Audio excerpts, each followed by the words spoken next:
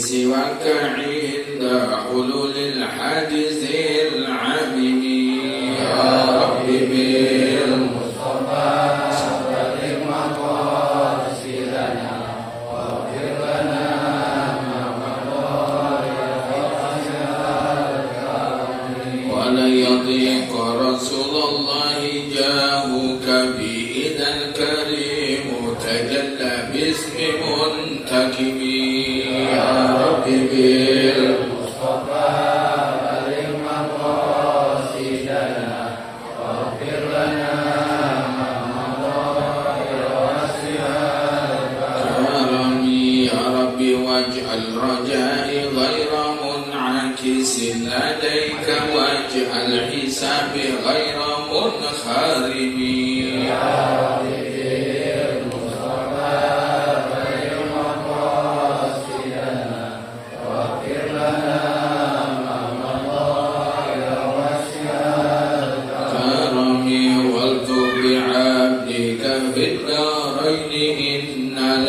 صبرا متى تدعوه الأهوال ينهزم يا ربي المصطفى بلغ مقاصدنا واغفر لنا ما مضى واسع الكرم بجاه من بيته بطيبة حرم واسمه قسم من أعظم القسم يا ربي المصطفى بلغ مقاصدنا واغفر لنا ما مضى واسع الكرم لا إله إلا الله لا إله إلا الله لا إله إلا الله محمد رسول الله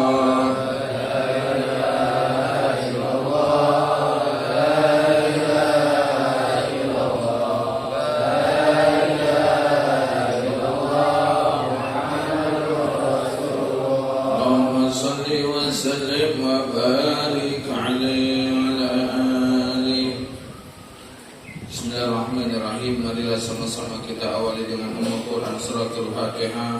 Kita hadiahkan kepada junjungan kita Nabi besar Muhammad sallallahu alaihi wasallam dan kepada keluarganya, para sahabatnya, para istrinya, kepada para alim ulama, para masyayikh, para a'immah, juga kepada orang-orang yang telah berbuat baik kepada kita, kedua orang tua kita, kerabat, sahabat karib, serta jamaah yang telah mendahului kita, juga kepada orang yang telah memberikan fasilitas daripada tempat ini, juga kepada para pengarang kitab yang kitabnya kita baca, guru-guru kita, wabil khusus sahib ahzal khair wal fadl wal barakah Sayyidil Walid Abu Sayyid Muhammad bin Ali al-Maliki wa walidihi Sayyid Ali bin Abbas al-Maliki Al-Qubaba wa Fatimah Budadiyah Qubaba Radiyah Umman Rahana Sayyid Abbas al-Maliki Syabdul Majid Syekh Imam Fairaq Walidi Kaman Hashim Al-Walid Ahmad Mas'am Majid Ika Masul Abdul Ghani Wal Habib Abdul Qadir Al-Haddad Kirazan Syekh Budin Wal Walid Al-Faqid Ali Jadid Sabi'an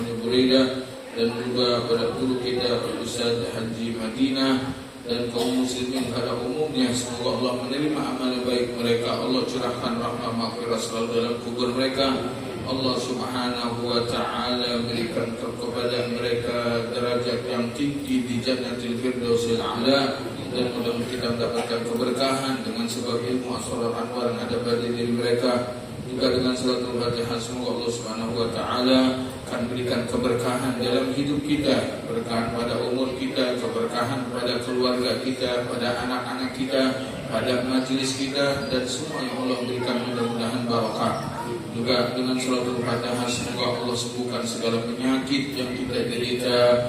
Juga kepada orang-orang yang minta doa kesembuhan dari guru-guru kita, keluarga kita, jamaah kita, tetangga kita, sahabat kita, dan kaum muslimin dengan kesembuhan yang sempurna dan secepatnya, dan segala hajat-hajat dan niat-niat dikabulkan oleh Allah subhanahu wa ta'ala. Ala hadhihi niyah wa ala kulli niyatin salihah wa lan yasidil walid Abu Sayyid Muhammad Ahmad al-Maliki bisirril Fatihah.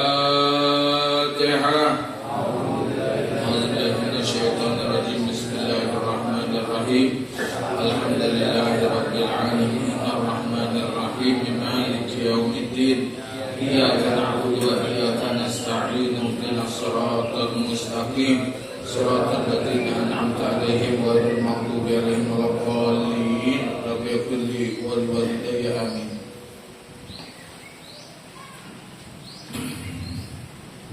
Sebelumnya mohon maaf kepada jamaah ya, seharusnya kan ba'da isya ya, cuman kebetulan malam ini ada acara di Tangerang, cukup jauh juga, jadi kalau berangkat ini kemalaman juga. Memang yang musim maulid begini, ini sampai jadwal sampai akhir bulan depan, setiap malam minggu itu mesti ada jadwal ya. Nah, malam ini dimaklum aja ya. Nah, bulan berkah alhamdulillah. Nah, kalau kata penceramah, kalau bulan maulid bulan berkah, kulkas sampai nggak bisa ketutup, rusak. Bukannya parah, rusak. Bismillahirrahmanirrahim. Alhamdulillahirabbil alamin. Wassalatu wassalam ala sayyidil amin, sayyidina wa maulana Muhammadin wa ala alihi wa sahbihi ajma'in. Subhanaka la ilma lana illa ma 'allamtana innaka antal alimul hakim wa tub 'alaina innaka antat tawwabur rahim. Qala al-mu'allif rahimahullah ta'ala wa nafa'ana bihi wa bi ulumihi fid dharain amin. Kitabus shaumi at-targhibu fihi, kitab tentang masalah puasa, anjuran untuk berpuasa. Wa qala sallallahu alaihi wasallam, itu ya. Wa qala sallallahu alaihi wasallam, buniyal islamu ala khamsin al-haditha.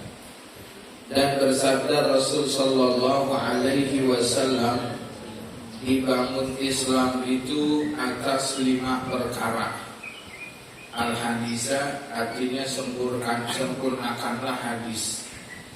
Ini memang biasa ini para ulama kalau sudah menyebut hadis itu beberapa kali, maka ketika disebut kedua, 3 atau 4 kalinya, biasanya untuk mempersingkat, para ulama mensingkat dengan al-haditha. Artinya al-haditha, sempurnakanlah hadis. Karena maknanya hadis ini pernah dibahas ya. Kenapa begitu? Karena hadis yang tentang masalah bunyal islamu ala khamsin, didirikan Islam itu atas 5 perkara. Pertama, syahadatu alla ilaha illallah wa anna Muhammad Rasulullah wa tuqimas shalah. Jadi di bab sembahyang sudah pernah dibahas. Ya. Kemudian di situ wa tu'tiya zakah, di bab zakat juga pernah dibahas. Di sini wa tasum Ramadan, dan puasa bulan Ramadan ini juga dibahas juga. Jadi untuk mempersingkat, mereka biasanya itu seperti itu, tidak menyebutkan hadis itu secara keseluruhan. Pertama untuk mempersingkat, yang kedua biar kita ingat, oh ini bab ini atau hadis ini di bab-bab sebelumnya itu pernah dibahas. Nah, intinya bahwasanya salah satu daripada rukun Islam yaitu puasa di bulan Ramadan. Dari rukun Islam yang 5 itu ya, syahadat alla ilaha illallah, bersaksi tidak Tuhan selain Allah, dan bersaksi bahwa Nabi Muhammad adalah utusan Allah, dan mendirikan sembahyang serta menunaikan zakat dan juga puasa bulan Ramadan. Nah, nanti kalau kita bahas tentang kitabul haji, pasti hadis ini akan dimunculkan lagi, karena ini merupakan dasar yang ada di dalam Islam. Nah, jadi ala kulli hal kita tahu bahwasanya Islam itu ditopang, didirikan itu dengan 5 dasar yang apabila orang sudah melakukan 5 dasar itu, maka kesempurnaan di dalam Islamnya. Nah, wa qala sallallahu alaihi wasallam, qala Allah azza wa jalla, kullu amal ibni adam lahu illa shaum fa innahu li wa ana ajzi bihi wa shaumu junnatun fa idza kana yaumu shaumi ahadikum fala yarfas wa la yaskhab fa in sabahu ahadun aw qatalahu falyakul inni shaim wallazi nafsu Muhammadin biyadi la khalufu famis shaimi atyabu indallahi min rihil misk lis-shaimi farhatani yafrahuhuma idza aftara fariha bi fitrih wa idza laqiya rabbahu fariha bi shaumih. Wa qala, dan bersabda Rasul sallallahu alaihi wasallam, qala Allah azza wa jalla, berfirman Allah azza wa jalla, apabila Nabi di dalam suatu hadis mengatakan qala Allah azza wa jalla, maka hadis itu adalah dikatakan hadis qudsi. Artinya apa? Artinya Nabi sallallahu alaihi wasallam mensandarkan omongan itu, mensandarkan kalimat itu, mensandarkan lafaz itu kepada Allah. Jadi Nabi katakan, kata Nabi, Allah subhanahu wa ta'ala berkata, Allah berfirman. Maksudnya ini bukan ucapan saya ya, ini adalah ucapan Allah. Lain dengan hadis nabawi. Kalau hadis nabawi seperti tadi, qala sallallahu alaihi wasallam buniyal Islam. Nabi itu adalah ucapan Nabi, dan juga kalimatnya datangnya dari Nabi. Namun kalau hadis itu adalah hadis yang ucapannya dari Nabi, tapi Nabi ketika mengucapkan, dia katakan ini dari Allah, inilah yang disebut hadis qudsi. Jadi ada hadis qudsi, ada hadis nabawi. Ya, ciri-cirinya kalau hadis nabawi, Nabi langsung begitu qala sallallahu alaihi wasallam, langsung lafaz kalimatnya. Tapi kalau hadis itu adalah hadis qudsi, maka ketika Nabi mengatakan qala sallallahu alaihi wasallam, qala Allahu azza wa jalla, atau qala tabaraka wa ta'ala, atau qala sallallahu alaihi wasallam fima yarwihi an rabbih, terhadap apa yang Rasulullah riwayatkan dari Tuhannya. Ya, itu dengan itu dikatakan hadis qudsi. Ya, na'am. Nah, jadi ini hadis qudsi adalah hadis yang dimana ucapannya dari Nabi, namun isi daripada berita itu dikatakan adalah dari Allah. Makanya dikatakan hadis, karena yang mengucapkan adalah Nabi. Dikatakan qudsi karena makna itu, kalimat itu dari Allah subhanahu wa ta'ala. Nah, qala Allah azza wa jalla, berfirman Allah azza wa jalla, kullu amal ibni adam lahu, semua amalan-amalan anak Adam, artinya manusia, lahu, untuk dia. Jadi orang dia sembahyang untuk dia, zakat, sedekah, semua kebaikan untuk dia. Illa shaum, kecuali kata Allah puasa. Fa innahu li, maka bahwasanya orang puasa itu untuk saya. Jadi kita puasa ini kata Allah untuk Allah, ya. Kita puasa ini karena Allah. Buktinya orang kenapa dia puasa itu untuk Allah, dia tidak berani melakukan yang membatalkan puasa sekalipun orang gak ada yang tahu kalau dia batalin. Itu buktinya salah satunya apa? Orang tuh puasa karena Allah, orang puasa untuk Allah, sehingga akhirnya dia kagak berani membatalkan puasa sekalipun orang gak tahu. Padahal kalau dia lapar atau dia haus, bisa aja dia masuk ke kamar, dia kunci, siapa yang tahu? Dia masuk ke mana? Dia masuk ke kamar mandi, aus. Orang kalau aus, jangankan air keran. Dulu orang air sawah aja diminum. Iya, kalau aus mah udah deh, nggak pakai mikir dah. Nah, tapi kenapa orang dia kagak mau, nggak berani melakukan itu? Padahal itu punya dia. Orang kagak ada yang tahu, karena kalau dia lagi puasa, karena takut sama Allah Subhanahu wa Ta'ala, sehingga akhirnya dia tidak lakukan itu meskipun dia lapar atau dia haus. Itu salah satu bukti bahwasanya Allah katakan orang yang puasa itu adalah karena saya, untuk saya. Wa ana ajzi bihi, dan saya yang akan ngebales. Tuh, sudah, kalau Allah yang akan bales, artinya itu pahala puasanya udah beres, dah urusan. Artinya apa? Kita tidak perlu bertanya. Kalau masalah ada orang kerja nih di suatu perusahaan atau apa aja dah, terus kata bosnya, kalau dia mah yang gaji gua, udah nggak usah pakai lewat lewat kasir atau lewat siapa tuh yang bagian tukang gaji, nggak lewat situ, kata bosnya, dia mah yang gaji gua. Udah, kalau udah bos ngomong gitu, tenang kita, bos yang gaji. Iya.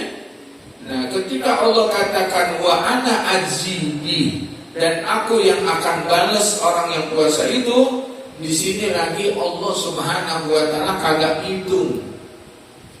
Kalau puasa apa ibadah, amal ibadah lain mungkin ada nilainya. Ketika orang berangkat ke majlis taklim, Nabi katakan setiap langkah Allah kasih satu kebaikan, Allah hapus satu keburukan. Ketika orang membaca Al-Quran satu huruf, Allah kasih satu kebaikan, Allah lipatkan sampai 10 kebaikan. Banyak itu. Orang kalau baca Al-Fatihah berapa huruf itu? Al-Fatihah mungkin 144 huruf. Itu pahalanya kali 10. Berapa banyak itu? Banyak banget, ya. Kemudian orang, ya, ketika membayangkan jenazah, nganterin orang ke kuburan, ya, artinya ngiringin jenazah sampai ke kuburan, Nabi katakan Allah akan berikan pahalanya kiroton, 2 kirot. Kata sahabat, apa itu kirot ya Rasulullah? Itu segede gunung Uhud. Artinya orang yang takziah ke orang yang orang meninggal, kemudian dia nganterin sampai ke kuburan, Allah kasih pahalanya itu segede 2 kali gunung Uhud. Pahalanya itu gede. Dan masih banyak lagi. Ketika orang beramal, orang beribadah, orang berbuat baik di malam Lailatul Qadar yang nilainya Lailatul Qadri khairun min alfi syahr. Kebaikan yang dilakukan pada malam Lailatul Qadar itu nilainya lebih dari 1000 bulan. 1000 bulan sama dengan 83 tahun. Kalau ada orang sedekah, kebetulan malam itu Lailatul Qadar, Allah kasih pahala sedekah 83 tahun. Subhanallah. Gede enggak? Banyak enggak? Banyak. Namun yang besar-besar tadi itu namanya besar kalau ada bilangannya, itu adalah sesuatu yang terbatas. besar, tapi disebut berarti itu adalah sesuatu yang terbatas. Namun ketika Allah katakan orang yang puasa wa ana ajzi, dan saya yang balas, Allah kagak sebut berapa. Udah, kalau Allah nggak sebut udah gak ketahuan dah nilainya. Makanya orang masuk ke dalam surga abadan, selama-lamanya. Kapan selama-lamanya? Gak ada batas. Kalau orang masuk surga, dia masuk surga selama 1000 tahun. Ada hitungannya 1000 tahun. Sekalipun kita hitung lama, tapi akan habis. Satu, lama-lama sampai dia ke sana. Sampai. Makanya orang masuk surga Allah katakan abadan, selama-lamanya, khalidina fiha, akan kekal di dalam surga orang-orang yang beramal soleh. Allahumma ja'alna minhum. Semoga Allah jadikan kita di antaranya. Nah, ketika Allah katakan khalidin, kekal, udah nggak ada sampai kapan? Udah nggak ada inangnya. Kenapa? Karena nggak ada bilangan tertentu. Nah, demikianlah tuh Allah Subhanahu wa Ta'ala berikan pahala puasa itu dengan sesuatu yang tidak ada nilainya. Udah, kalau udah kagak nilainya kan gede, besar banget. Nah, begitulah keuntungan tuh orang yang berpuasa di bulan Ramadan. Allahumma ja'alna minas shalimin. Moga Allah jadikan kita orang-orang yang puasa di bulan Ramadan. Yang tahun-tahun kemarin Allah terima, tahun depan mudah-mudahan berikan sehat, afiat, dan bisa ketemu di bulan Ramadan lagi, melaksanakan ibadah bulan Ramadan ya Rabbal Alamin. Makanya coba tuh, kalau orang-orang soleh, orang-orang ahli ibadah seneng kalau mau bulan Ramadan, Allah, alhamdulillah. Kenapa? Karena nilai yang kagak apa? Nilai yang kagak ada batasnya. Coba kita nih, kalau kita kerja di suatu perusahaan, setiap hari Jumat misalnya, sama manajernya, sama bosnya, sama pimpinannya, setiap hari Jumat, setiap orang dapat berkah Jumat 500.000. Kira-kira mau nggak setiap hari Jumat? Enggak setiap hari Jumat, nggak pakai Minggu, nggak pakai Senin, tapi setiap hari Jumat. Mau kagak? Mau banget. Kenapa? Mau dapat bonus segitu, makanya begitu. Kita tuh harus girang, bulan Ramadan. Ini kadang kita nih, ya Allah, kalau kapan jadi kita bulan Ramadan, ya Allah berapa kali lagi ya. Ribet. La haula wala quwata illa billah. Senang di bulan Ramadan tuh. Karena apa? Allah sebarin kebaikan Allah sebarin. Na'am. Qala was-saumu junnatun, dan bermula puasa itu adalah junnah, sebagai tameng, sebagai penghalang. Penghalang apa? Tameng apa? Tameng dari kemaksiatan. Orang kalau puasa, mana mungkin dia puasa mau berbuat maksiat, Jangankan yang dilarang, jangankan yang haram, yang halal aja dia kagak lakukan. Apa yang halal? Ya tadi makan di siang hari, makanan punya dia, dia yang beli, dia yang punya, kan halal. Kenapa dia kagak lakukan? Karena dia lagi puasa. Nah, makanya ketika Nabi katakan orang sebagai puasa itu adalah junnah, puasa itu menjadi tameng, menjadi penghalang daripada keburukan, maka orang itu akan terhindar dari keburukan, dari kemaksiatan. Kenapa? Karena puasa menjaga dia. Terus kalau orang puasa juga ngomongin orang juga, dengki juga, zalim juga, nipu juga, berbuat maksiat juga, dia puasa, itu orang itu tidak dikatakan orang yang puasa. Orang itu cuma nahan lapar, nahan haus. bukan orang yang puasa. Karena orang yang puasa itu dia yang Allah katakan dalam ayat yang di atas, ya ayyuhalladzina amanu kutiba alaikumusyiyamu kama kutiba alal ladzina min qablikum la'allakum tattaqun. Pasti kamu orang takut sama Allah kalau lagi puasa. Tuh ya. Jadi kalau orang yang ketika dia puasa nggak mungkin dia melakukan suatu kemaksiatan, keburukan. Kenapa?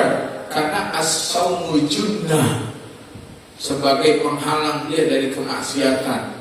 Maknanya kalau orang puasa masih begitu juga, ini adalah orang yang kata Nabi, kam min sha'imin laisa lahu min siyamihi illa al-ju' wal 'atash. Berapa banyak orang yang puasa yang dia kagak dapat dari puasanya cuma nahan lapar haus doang. Makanya ketika kita lagi puasa apa aja?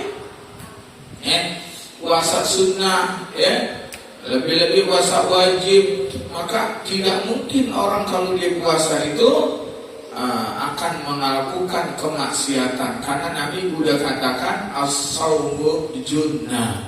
Jadi makanya kita harus benar-benar, jangan puasa juga ada dengki juga, puasa juga marah juga, zalim juga, nipu juga, na'udzubillah. Fa'idha kana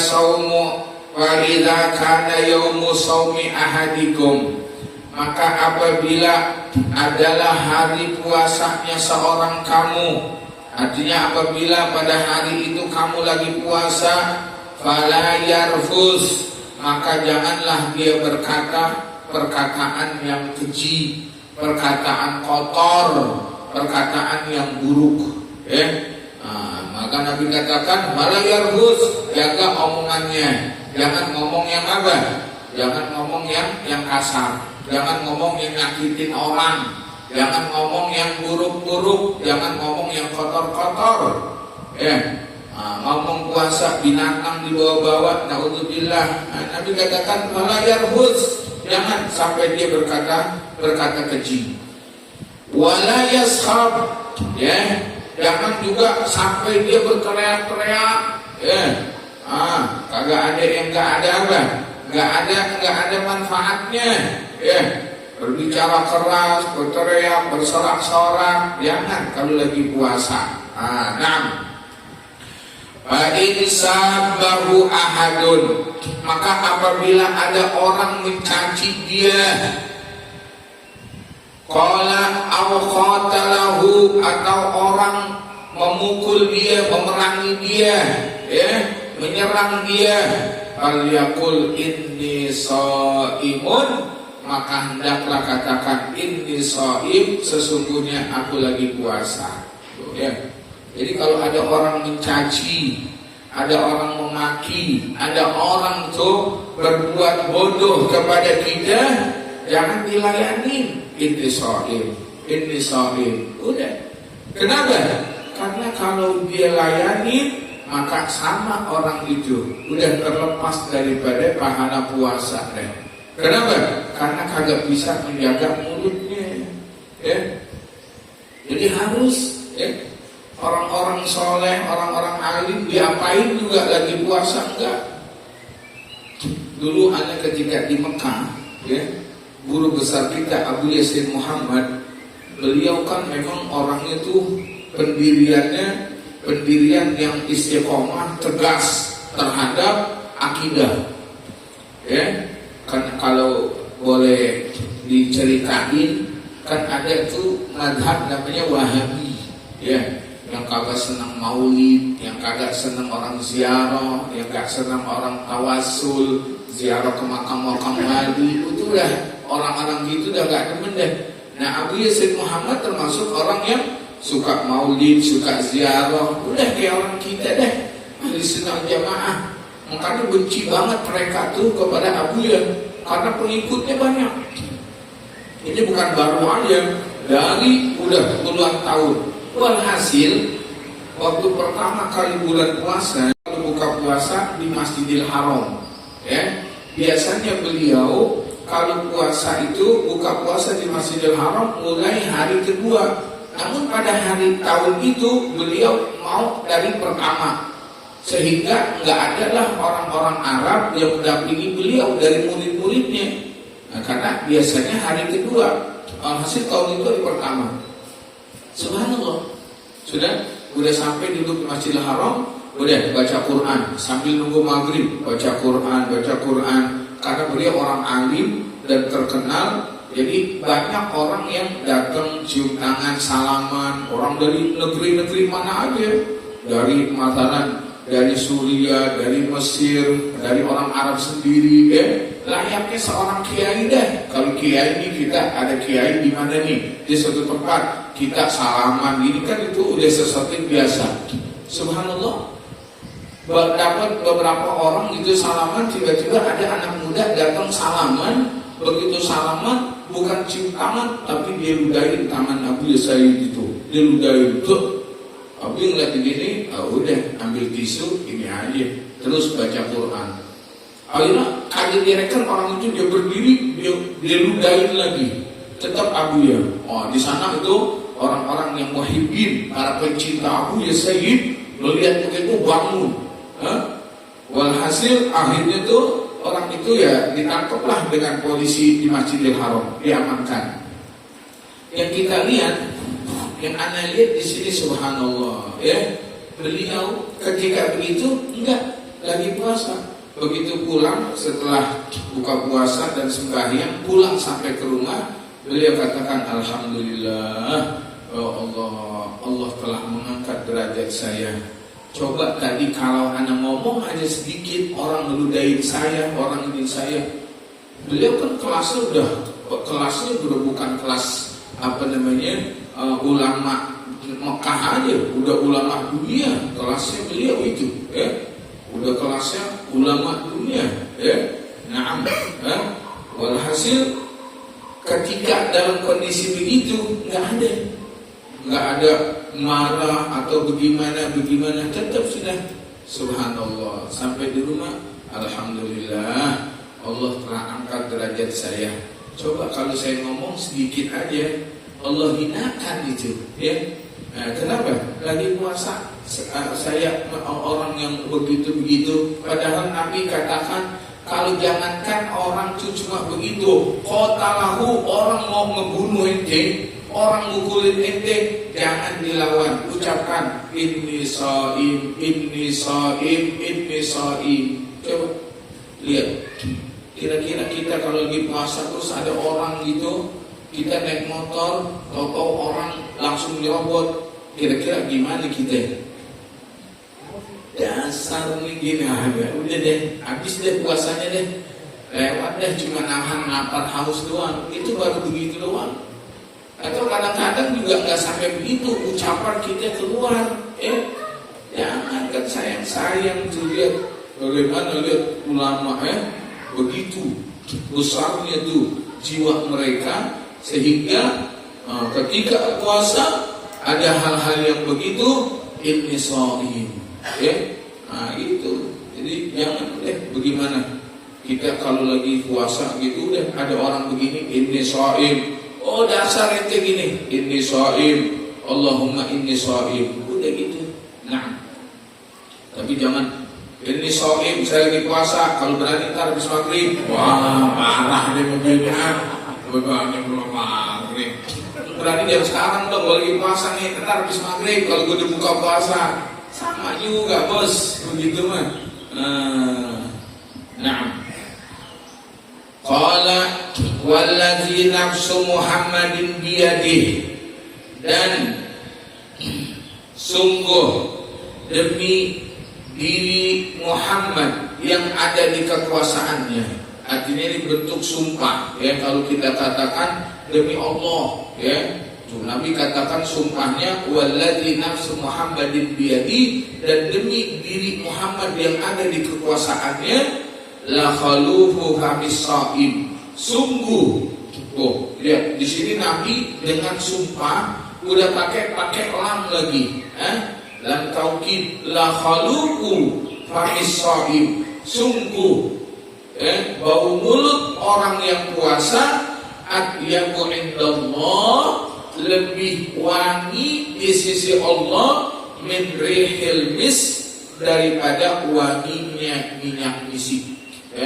Karena wangi yang paling wangi adalah minyak misik yang asli, bukan misik yang biasa-biasa. Karena minyak misik itu kalau kata Imam Syafi'i bahwasanya al-miksu min damil ghazal, dari apa? Darahnya. Karena di kijang di dalam perutnya itu ada kantong tuh yang dari situlah yang dibuatnya minyak misik. Maka itu nilainya tuh bukannya botolan, tetesan. Satu tetes tuh puluhan juta, satu tetes doang. Iya, makanya sesuatu yang indah, yang wangi itu pasti Allah atau Nabi memisalkannya dengan minyak misik. Seperti dalam Al-Quran, khitamuhu miskun wa bidzalika falyatanafasil mutanafisun. Khitamuhu misk. Penutupnya adalah misik, artinya yang saking indahnya. Nah, di sini Nabi katakan sungguh bau mulut orang yang puasa di sisi Allah itu wanginya melebihi daripada minyak misik. Makanya indah Syafi'iyah, menurut madhab Syafi'iyah, orang kalau lagi puasa tidak boleh, khususnya itu ba'da zawal, setelah matahari tergelincir atau setelah azan zuhur, orang tidak boleh sikat gigi. Makruh kalau dia sikat gigi. Kenapa? Karena biasanya bau mulut itu terjadi itu kalau sudah lama nggak makan, dan kebiasaannya itu kalau sudah zuhur ambruk tuh bau tuh. Namun itu bau yang begitu emang orang kagak ada yang senang. Tapi Allah Subhanahu wa Ta'ala itu senang. Allah itu menganggap baunya orang-orang yang puasa itu lebih baik dibandingkan wanginya minyak misik. Bagaimana biar supaya orang itu baunya terus ada? Makanya diantaranya itu hikmahnya ulama Syafi'iyah jangan disikat. Kalau disikat hilang baunya. Nah, itu secara zahir. Tapi yang hakikatnya secara batinnya bagaimanapun tetap baunya di situ bukan hanya bau yang aroma. Namun ketika dia bersuara, orang tuh kagak akan tercium bau kalau mulutnya diem, mulutnya nutup, mulutnya mingkem, nggak akan tercium aromanya. Maka ketika Nabi katakan di sisi Allah lebih bagus itu dengan minyak daripada minyak misik, apabila dia bersuara, suara yang apa? Zikir, Al-Quran, itu gitu. Jadi keluarinnya itu suara dengan apa? Baca Al-Quran, baca zikir, dia bersolawat, bukan dia katanya ini Allah kalau puasa suara kita nih senang Allah, karena kalau kita bersuara terus Allah akan ada bau aromanya. Udah kita nyanyi-nyanyi, kita ngomongin orang, bukan kita teriak-teriak, tidak. Namun maksudnya di situ adalah dengan berzikir kepada Allah, dengan membaca Al-Quran. Qala lis-shaimi farhatani, bagi orang yang berpuasa itu ada dua kesenangan yang rahuhuma, yang membuat orang puasa itu dengan dua kesenangan. Idza afsara fariha bi fitri. Senang yang pertama adalah apabila dia berbuka puasa, maka senang dengan berbuka puasa. Subhanallah, ini tabiat tuh. Nabi memang tuh Allah sudah jadikan tabiat orang kalau puasa pasti senang kalau buka puasa. Gak ada orang nih yang puasa begitu azan maghrib, udah azan maghrib aja nih, gue masih mau puasa. Enggak. Bahkan kadang udah jam 5 tuh masih 1 jam persiapan makanan udah ada, saking senengnya, saking girangnya. kita mau kedatangan calon besan yang belum berangkat, makanan udah siap, saking girangnya. Orang tuh dan puasa begitu, saking girangnya sama buka puasa, sampai 1 jam aja udah disiapin. Bahkan bukan 1 jam, masih sahur nanya sama malu, ntar buka puasanya apa? Ya Allah, masih sahur nanya buka puasanya apa besok?